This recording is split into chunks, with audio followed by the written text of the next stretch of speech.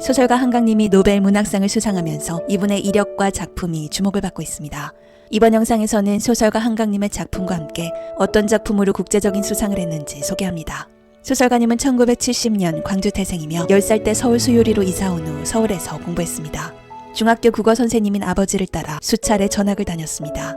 고등학교는 안국동에 있는 풍문여고를 졸업하고 연세대 국어국문과를 졸업했습니다. 작가님의 부친인 소설가 한승원님을 포함하여 집안에 특히 문인이 많습니다. 한승원 소설가님은 임권택 감독의 영화로 만든 장편소설 아재아재 바라아재 등으로 현대문학상, 이상문학상, 김동리 문학상 같은 상을 거머쥔 원로 작가이십니다. 친오빠와 남동생도 소설을 썼고 남편 홍용희님도 문학평론가로 알려져 있습니다.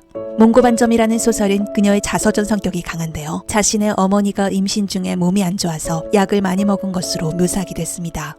소설가님은 1993년 대학을 졸업한 이후 잡지사 샘터에서 기자로 근무했고 같은 해 1993년 문학과 사회 겨울호에 서울의 겨울 등 시 4편을 실으면서 시인으로 등단했습니다.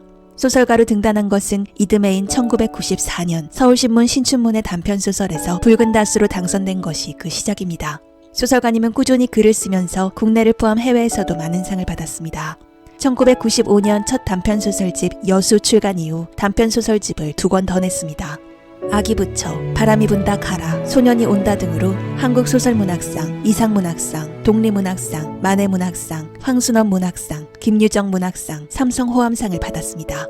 5.18 광주 민주화운동을 겪은 영혼들의 말을 대신 전하는 듯한 문장이 줄을 이루는 소설 소년이 온다는 2014년에 출간되었습니다.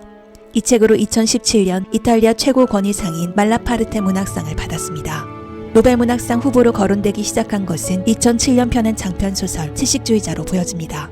이 작품이 번역된 이후 2016년에 세계 3대 문학상 중 하나인 영국 부커상 인터내셔널 부문상을 받게 되었는데요. 부커상의 전신인 맨부커상 선정위원회는 이 작품에 대해서 불안하고 난감하면서도 아름다운 작품이라고 평가했고 현대작품에 관한 소설이자 수치와 욕망, 타인을 이해하고자 하는 우리 모두의 불안정한 시도에 관한 소설이라고 평가했습니다. 2021년 출간한 작별하지 않는다는 제주 4.3 사건의 비극을 새 여성의 시선으로 풀어낸 작품입니다. 소설가 한강님은 이 작품으로 2023년 프랑스 4대 문학상으로 꼽히는 메디치상을 수상했습니다. 1990년대 후반 소설가님이 제주 바닷가에 월세방을 얻어 지내기도 했는데요. 당시 취재한 주민의 회고록을 기반해서 썼다고 합니다. 작가님은 장편뿐만 아니라 단편, 소설집, 시집 등 분야를 막론하고 다양한 작품을 펴냈습니다. 장편소설 검은 사슴, 그대의 차가운 손, 히라버 시간, 소설집 여수의 사랑, 내 여자의 열매, 노랑무늬 영원, 시집 서랍에 저녁을 넣어두었다 등이 있습니다. 한강님의 작품은 비서구권, 여성, 소수자 등 비주류 인물을 전면에 내세우는 작품이 많습니다. 문학계에서는 이번 한강 소설가님의 노벨 문학상 수상이 소수자성이 화두가 된 문화예술계의 최근 트렌드와도 맞닿아 있다고 평가합니다. 비주류 인물들의 시각을 대변하는 듯한 작품은 그런 이유에서 다소 난해하고 이해하기 쉽지 않은 편입니다. 소외된 자들에 대해 이야기하고 그들을 보듬으려면 그 상처에서부터 이야기를 시작해야 하기 때문에 본인도 괴로워하는 어떤 폭력성과 인간 내면의 어두움을 마주하면서 작품을 썼다고 돌아보기도 합니다.